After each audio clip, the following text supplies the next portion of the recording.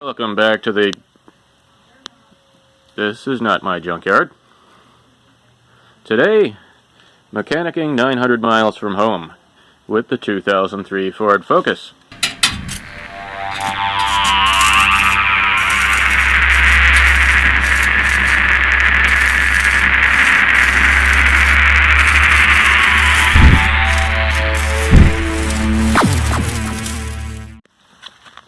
SE.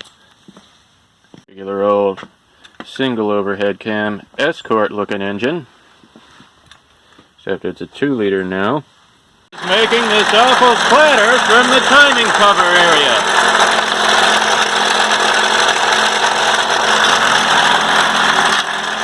We'll have to get to the bottom of that. We're going to have to get this reservoir bottle out of the way and dismount the engine on this end, removing this engine mount here. So we'll have to prop it up from underneath.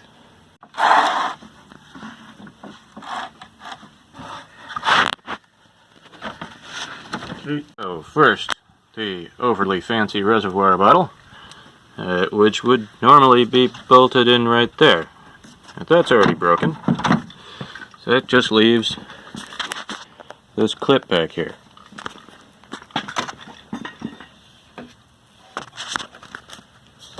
Which you'll have to release with a screwdriver, I guess. Well, in a moment we'll have this one broken too.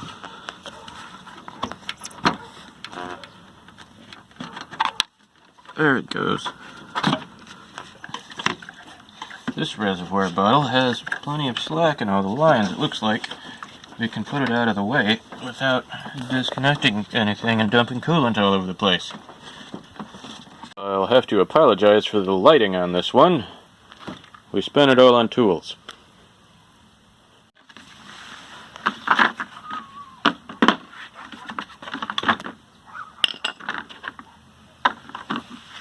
The importance of this set being the 18mm. Everybody likes to leave that out.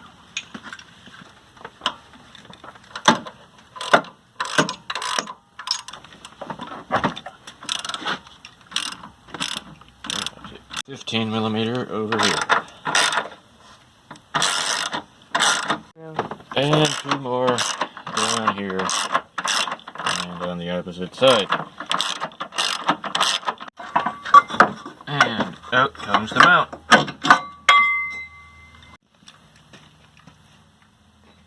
It appears we have 4 13mm bolts holding this metal upper timing cover.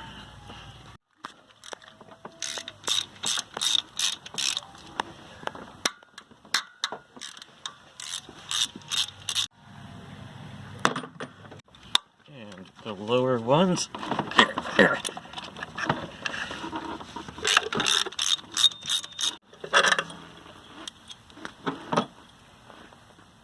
Appear to be the same length. Oh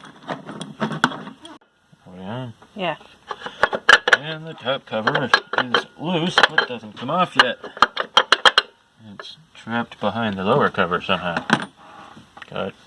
So, for the lower cover, it appears we have at least 3 of these 8mm bolts off to the side. There, the socket is already on one, and there's a lower one.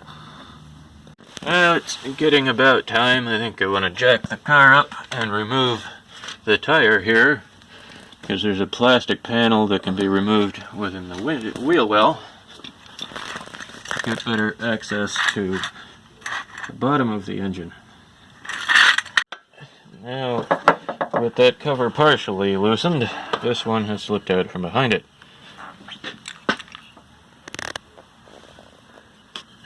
And we see something loose in here.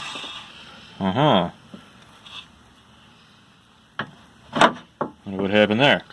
Okay, we've grabbed another jack because as we lift the car, the engine is staying down here and we needed to follow.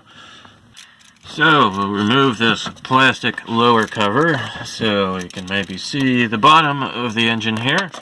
There's a 10mm bolt right here. And then another one up under here.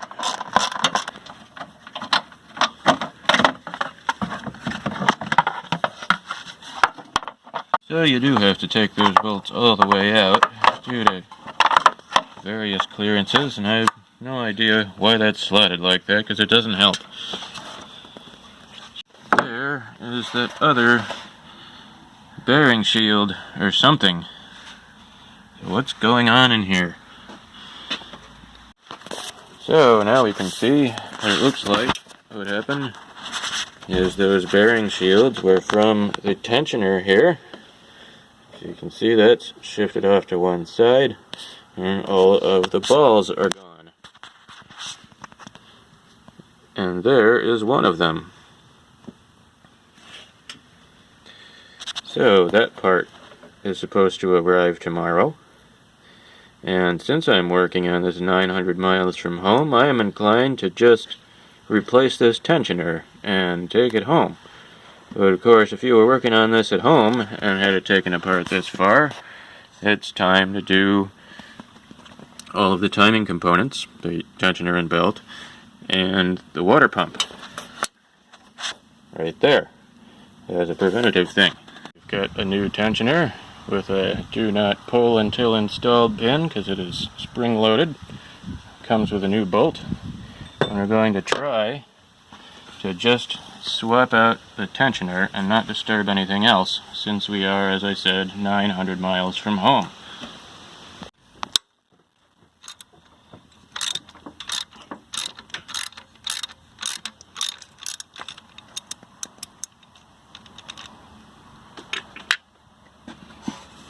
We're trying not to let this belt slip and disturb the relationship between the upper and lower gears here.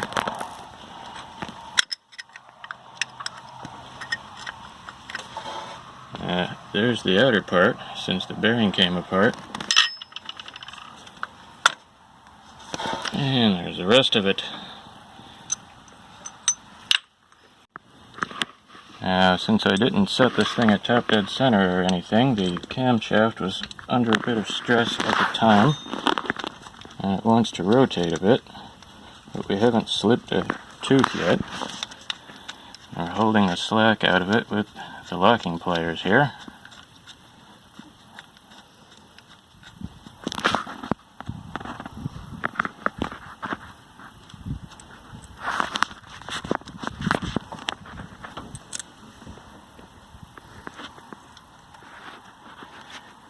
I think that's the new tensioner in place there. Okay.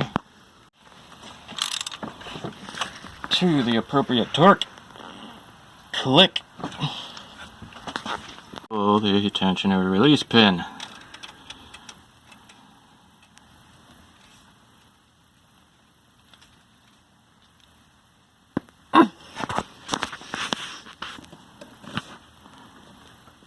Can't pull it. Probably needs a wiggling. There we go. That's a tensioner.